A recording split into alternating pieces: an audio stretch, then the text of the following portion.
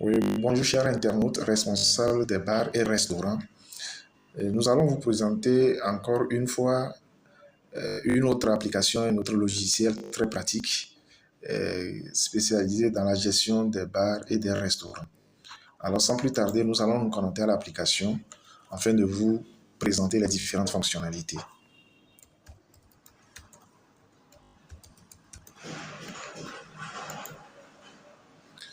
Voilà.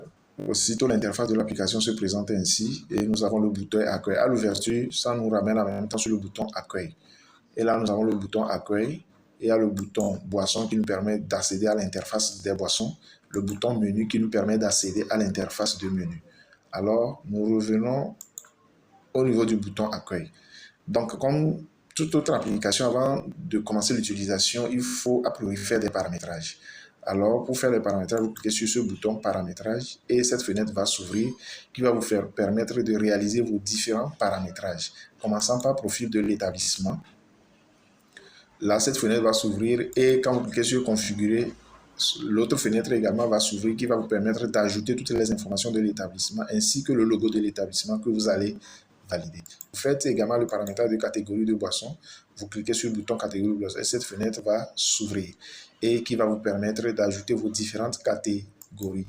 Donc, du coup, vous faites le même exercice pour sous-catégorie boisson, boisson, catégorie menu, menu, les fonctions, agents ainsi que les catégories de dépenses. Vous allez les paramétrer. Est-ce que vous voyez? Donc, après le paramétrage, pour commencer l'utilisation de l'application, chaque jour, il faut faire un contrôle de présence. Est-ce que vous voyez? Donc, du coup, pour réaliser le contrôle de présence, vous cliquez sur ce bouton contrôle de présence et la fenêtre là va s'ouvrir sur la date du jour. Bon, pour la date du jour, moi, je l'ai déjà fait. Le contrôle, je l'ai déjà fait.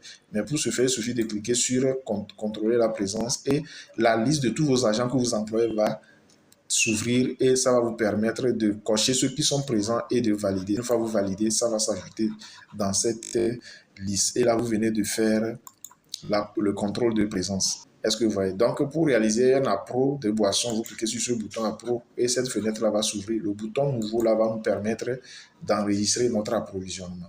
Comment ça va se faire? Ici, à gauche, nous avons notre liste de toutes les boissons que nous commercialisons. Est-ce que c'est clair? Et là, pour réaliser l'approvisionnement, il suffit de cliquer sur le fournisseur auprès de qui vous avez réalisé l'appro. Est-ce que c'est clair? Et vous cliquez, la personne qui a fait la saisie, si c'est lui, vous le choisissez. Par défaut, le libellé appro, le motif s'affiche. Si au moment de l'approvisionnement, vous avez supporté des charges, des transports, vous saisissez également le montant du transport. Est-ce que c'est clair? Et maintenant, la liste des boissons qui ont fait l'objet d'un approvisionnement, vous les cliquez, vous faites double-clic et ça va s'afficher. Et par défaut, la quantité 1 s'affiche. Vous pouvez le modifier à votre convenance.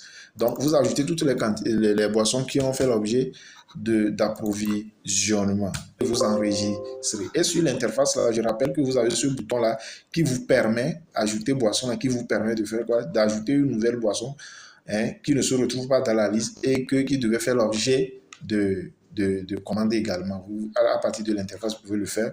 Vous pouvez filtrer également, faire des recherches par boisson ou par catégorie de boisson. Et puis vous enregistrez.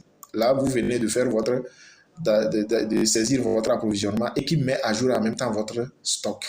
Est-ce que c'est clair? Alors, même chose pour le ravitaillement. Ici, pour le ravitaillement, c'est les matières premières qui nous permettent de réaliser nos différents plats.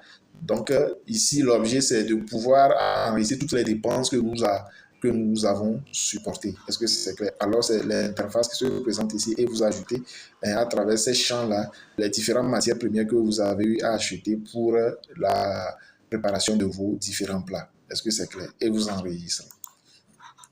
Et la comptabilisation est automatique pour les charges et pour les recettes en même temps. Est-ce que vous comprenez? OK. Donc, pour enregistrer également les dépenses, vous cliquez sur dépenses et vous avez les champs qui vous permettent d'enregistrer toutes les dépenses et vous validez. Est-ce que c'est clair? Donc, l'application gère également la consignation des casiers et la restitution des casiers. Est-ce que vous voyez? Donc, vous cliquez ici, gestion des casiers, et vous avez ces champs-là qui vous permettent d'enregistrer les mouvements de vos différents casiers. Est-ce que c'est clair? Alors, aussitôt fait, maintenant, nous voulons pour réaliser la vente, notre application de gestion de restaurant, il suffit de venir ici. Ici, je rappelle que l'application gère un numéro de ticket d'une manière automatique. Est-ce que c'est clair? Ça gère le ticket d'une manière automatique. Donc ici, il suffit de sélectionner la serveuse qui a réceptionné la commande auprès de notre client. Et maintenant, la serveuse vient au niveau du gérant. Je ne sais pas qui sera responsable de la saisie des commandes. Et au niveau du gérant, peut-être que le client commande automatiquement le numéro, qui est le dernier numéro, c'est ça qui est 00553. C'est que c'est l'application même qui génère ça automatiquement. Donc, ça permet d'identifier nos différents clients. Est-ce que c'est clair? Donc, je viens sur l'interface boisson. À ce niveau, j'ai la possibilité de le filtrer selon leur famille ou bien leur catégorie. Est-ce que c'est clair? Et de les défiltrer en cliquant sur toute catégorie. Et donc, si je suppose que le client a commandé 2 Beaufort, il suffit de cliquer une fois sur Beaufort et vous changez la quantité ici. Et qu'il a commandé 2 Awuyo aussi, vous cliquez sur Awuyo, vous sélectionnez. Maintenant, à part les boissons, notre client a également commandé à travers notre serveuse 2 plats.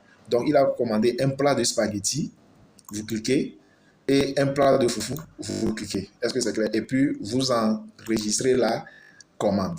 Donc, une fois que vous enregistrez la commande, vous allez réaliser qu'il y avait d'autres commandes même en attente. Donc, la commande 0053 que nous venons de faire est là.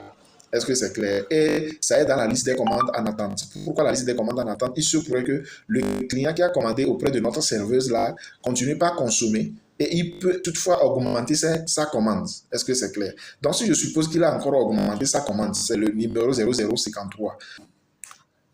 Donc, nous venons simplement sélectionner également notre fameuse serveuse. Et là, nous allons ici maintenant saisir le numéro de notre ticket, c'est 0053. Est-ce que vous voyez? Donc 0053, c'est lui qui veut augmenter sa commande. Et il veut augmenter uniquement au niveau de boisson. Il veut maintenant 2 flags et un Coca-Cola. Est-ce que vous voyez?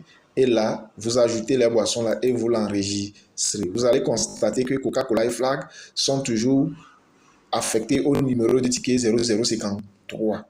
Est-ce que vous voyez? Maintenant, ici, c'est la liste d'attente des commandes. Ça veut dire que c'est en attente, le client peut continuer par consommer jusqu'à ce qu'il a fini et il veut payer. Et là, si nous avons déjà un caissier qui est là pour les encaissements et qui a aussi son ordinateur, là, le gérant qui a saisi la commande doit envoyer maintenant le numéro de ticket là à ce caissier pour qu'il puisse faire le règlement. Est-ce que c'est clair? Là, pour ce faire, vous mettez ici dans cette zone, vous ne recherchez pas numéro de ticket, vous mettez ici le numéro de ticket 0053 et vous allez réaliser que ça filtre la liste uniquement sur 0053 et vous cliquez sur cocher tout. Et maintenant, vous validez la commande cocher pour règlement. Est-ce que vous voyez? Vous cliquez. Et instantanément, vous allez réaliser que sur notre liste d'attente, la commande 0053 est partie. Et là, ça va s'afficher. Ici, nous avons la liste des commandes en attente. Voilà, c'est un bouton. C'est notre liste de commandes en attente. Est-ce que vous voyez?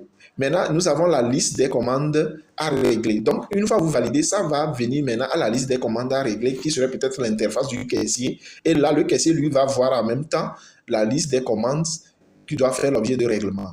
Et lui aussi, à son tour, doit maintenant saisir le numéro, puisqu'on peut lui envoyer autant de numéros de tickets qui seront toujours affichés. Et maintenant, le numéro de ticket qui est prêt, ou bien le client qui est prêt à régler, il saisit le numéro de ticket concerné. Est-ce que vous voyez? Et puis lui aussi, il coche tout. Et maintenant, quand il coche tout, maintenant, il doit maintenant faire apparaître son nom. C'est le nom du caissier.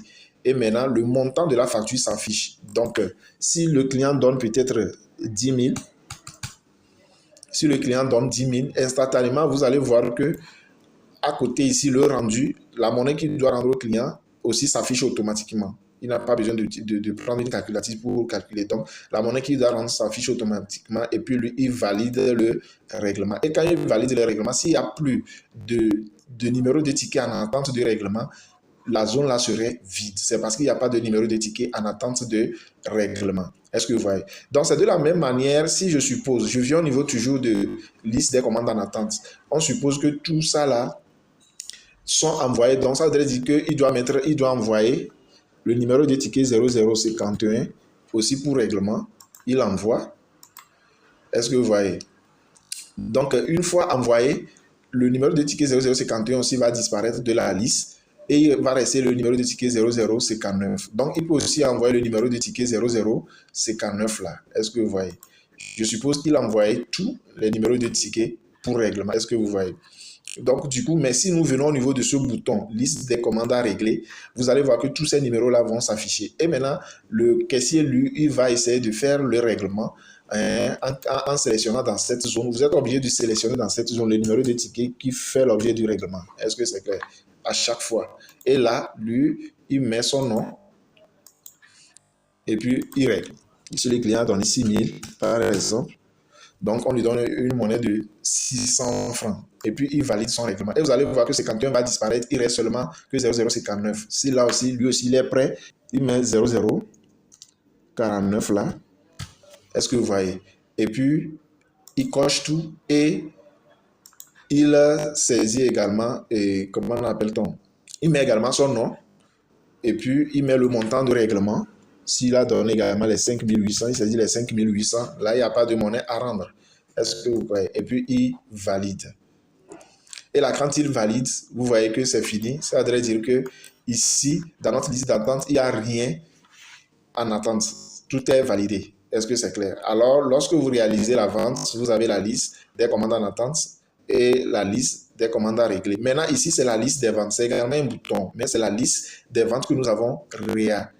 Et voilà, déjà aujourd'hui, sur la période d'aujourd'hui, ce que nous venons de réaliser comme vente. Et vous avez ce bouton pour faire l'impression de la facture. Et l'impression de la facture, nous avons prévu 3 formats. Il y a le format A4, format A5 et le plus petit format, c'est ça.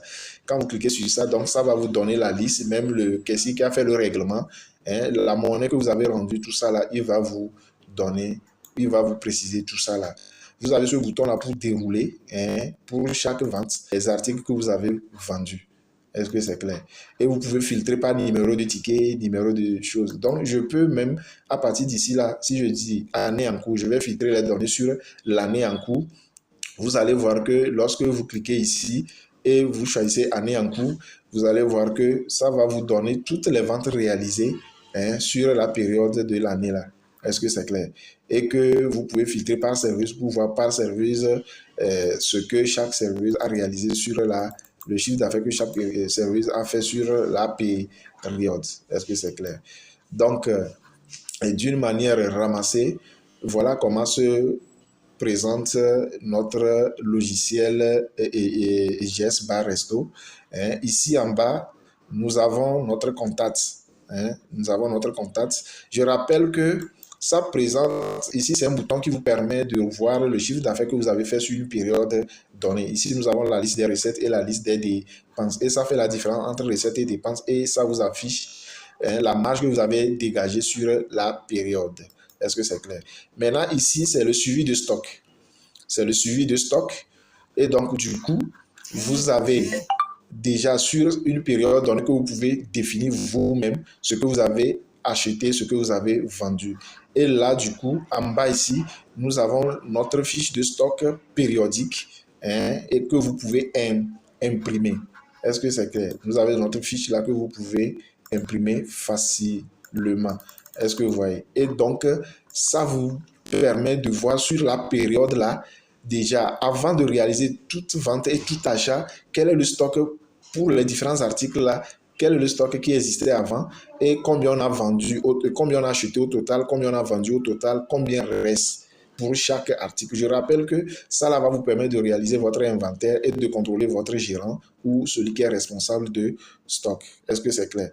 C'est de la même manière, vous pouvez prendre une manière inopinée, une boisson ou bien quelques boissons et vous pouvez descendre, vérifier, contrôler, voir si réellement c'est le stock qui reste en magasin. C'est ça qui est également sur notre papier. À défaut, il y a de quoi à responsabiliser celui qui est responsable de la gestion de stock. Est-ce que vous voyez? Donc, vraiment, c'est un outil très pratique qui donne vraiment une aisance dans notre gestion. Est-ce que c'est clair? Alors, d'ici là, j'ai mon contact en bas ici. Vous voyez, le contact est déjà là en cas de question. Vous pouvez contacter le concepteur. Mon WhatsApp, c'est le 91 88 02 95. Il y a mon Move aussi qui est là. Donc, tous ceux qui sont intéressés, contactez-moi. Et